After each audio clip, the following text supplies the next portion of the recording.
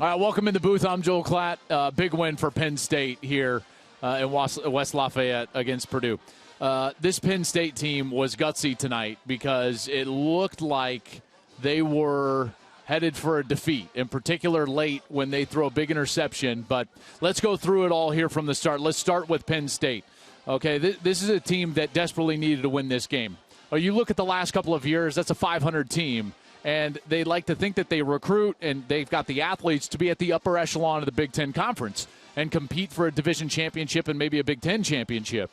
But the bottom line is the last couple of years that hasn't been there.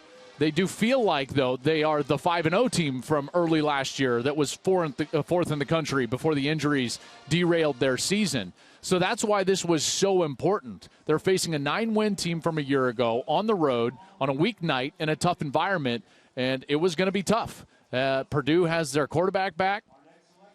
Penn State has to replace their defensive coordinator, find some run game potentially, and replace a lot of stars on the defensive side. And here's the bottom line. Was all of it perfect? No. Did they get the win? Absolutely, and that's the most important part moving forward and try to fix some things as you work through this first month of the season and hopefully even get a win later in the month against Auburn on the road. If you work through those questions, did they get enough run game? No, they didn't. I thought that it was twofold, though. One, the style of game lent itself to more aggressive play calling, but also the fact that I thought that their run game needed more from a formation standpoint. Everything was run out of the shotgun with just kind of the back right to the side of the quarterback, and they never really got downhill. And I think these young backs, in particular Nick Singleton, is going to be better when he's running downhill off tackle. I think that would help the play-action pass, try to put the second-level defenders in conflict. I think that that's probably going to need to be incorporated into their offensive game plan moving forward to try to improve the run game, because the bottom line is last year they ran it for, about 3.2 yards per carry. That was good for 120th in college football. Tonight, just over 3 yards per carry, 3.1 yards per carry. So no improvement in the run game. And you saw the pressure that put on Sean Clifford late in that ball game, in particular in the fourth quarter.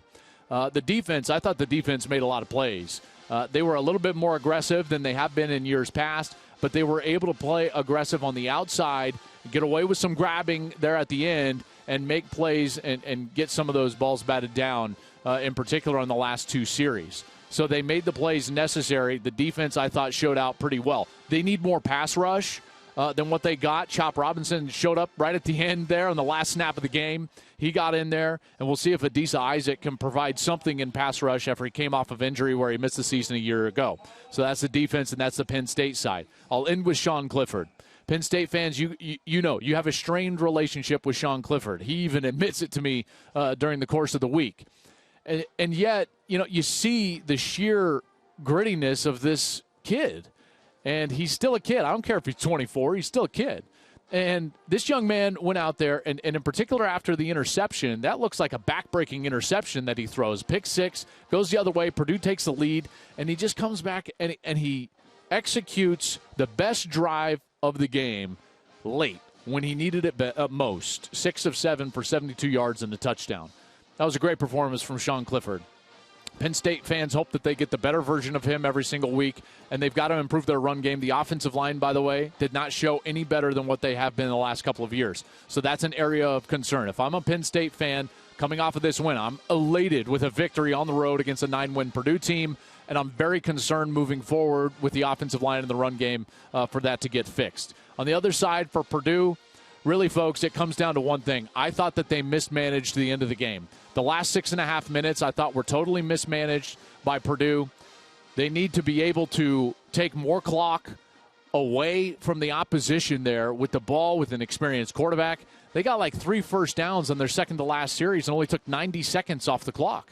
You can't – that can't happen. And certainly they're late. I thought that they did a poor job, threw too many passes, in particular when King Doru was actually running the ball pretty effectively during the course of the game. They never got in there and settled into a space where they could milk the clock and really take it away from Penn State, and they left too many opportunities on the table for a veteran quarterback in Sean Clifford. I'm sure Jeff Brahman's going to look back on that and want to do some things different, because that last 6.5 minutes, I just did not feel like they executed. Their game plan was not sharp when it comes to a game clock perspective.